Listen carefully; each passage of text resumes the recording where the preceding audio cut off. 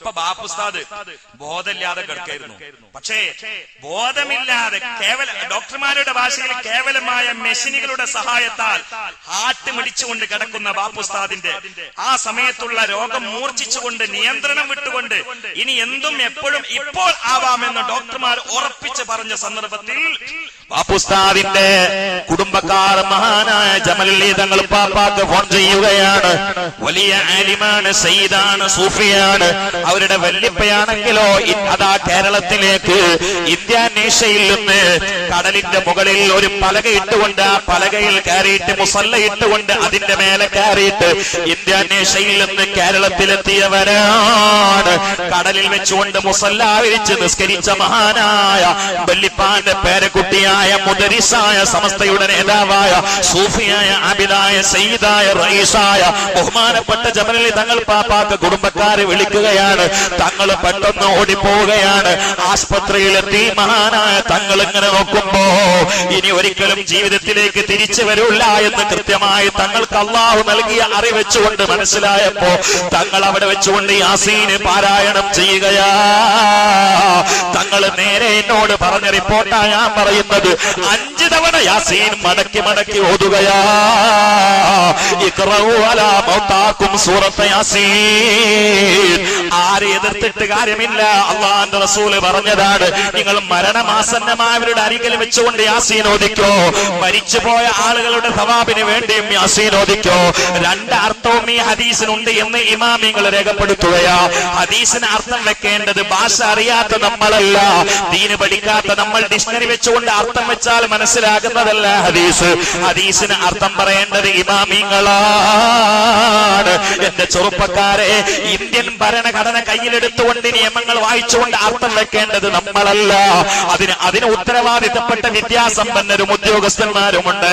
അവരാണ് അർത്ഥം വെക്കേണ്ടത് എന്നത് പറഞ്ഞതുപോലെ ആയത്തിന് അർത്ഥം വെക്കേണ്ടത് നമ്മളല്ല, അത് ഇമാം റാസിയാണ്, ഇബ്നു കസീറാണ്, ഇസ്മായിലുൽ ഹഖിയാണ്, ഇമാം ഖുർത്തുബിയാണ്, ഇമാം ബുഖാരിയാണ്, ഇമാം ശാഫിയാണ്, അഹ്മദ് ബിൻ ഹംബലാണ്, ഇമാം മാലിക്കാണ്, അബൂ ഹനീഫത്തുൽ കൂഫിയാണ്.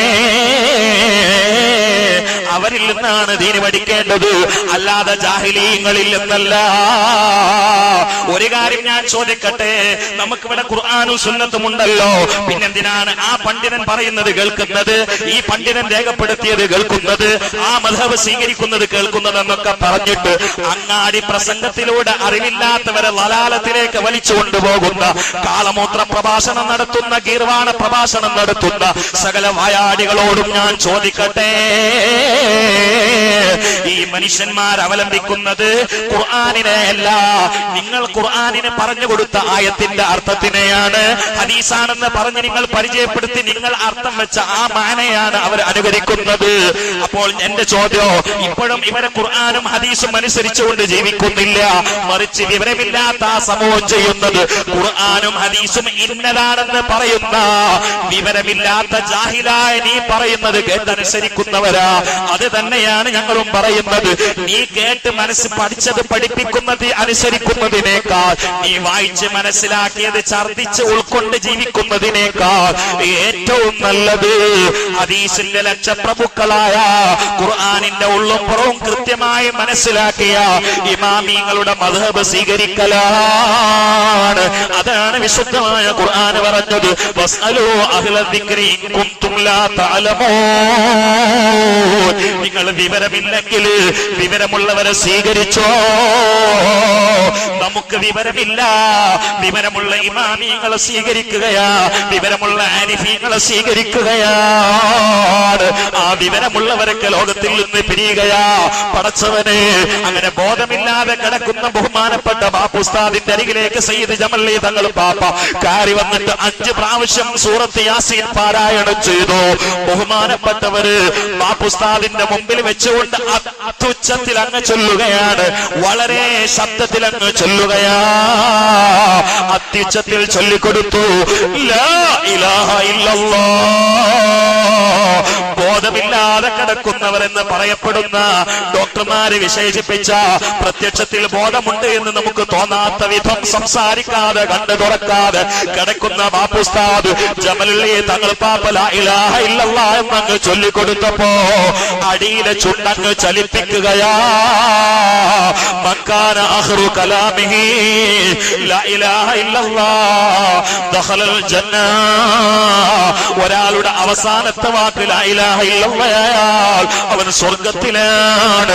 ഇങ്ങനെ ചൊല്ലി വഫാത്തായി ബാപ്പു ഉസ്താദ്, അങ്ങനെ ചൊല്ലി വഫാത്തായി കാളമ്പാടി ഉസ്താദ്, അങ്ങനെ ചൊല്ലി വഫാത്തായി ബഹുമാനപ്പെട്ട കുമരമ്പത്തൂർ ഉസ്താദ്, അങ്ങനെ ചൊല്ലി വഫാത്തായി ചെറുശ്ശേരി ഉസ്താദ്, അങ്ങനെ ചൊല്ലി വഫാത്തായി തുഴയൂർ ഉസ്താദ്, അങ്ങനെ ചൊല്ലി വഫാത്തായി പാറന്നൂർ ഉസ്താദ്, അങ്ങനെ ചൊല്ലി വഫാത്തായി സയ്യിദ് ഉമർ അലി ശിഹാബ് തങ്ങൾ, അങ്ങനെ ചൊല്ലി വഫാത്തായി സയ്യിദ് മുഹമ്മദ് അലി ശിഹാബ് തങ്ങൾ. അങ്ങനെ ഉറക്കെ ചൊല്ലിയിട്ട് അത്ഭുതം സൃഷ്ടിച്ച് പരലോകത്തേക്ക് പറന്നു ശൈഖുനാ ശംസുൽ ഉലമ. അങ്ങനെ തന്നെ പോയി പരലോക പ്രതാപത്തിലെത്തി ബഹുമാനപ്പെട്ട കണ്ണിയത്ത് ഉസ്താദ്. സുബ്ഹാനല്ലാഹ് വൽ ആഖിബത്തു ലിൽ മുത്തഖീൻ.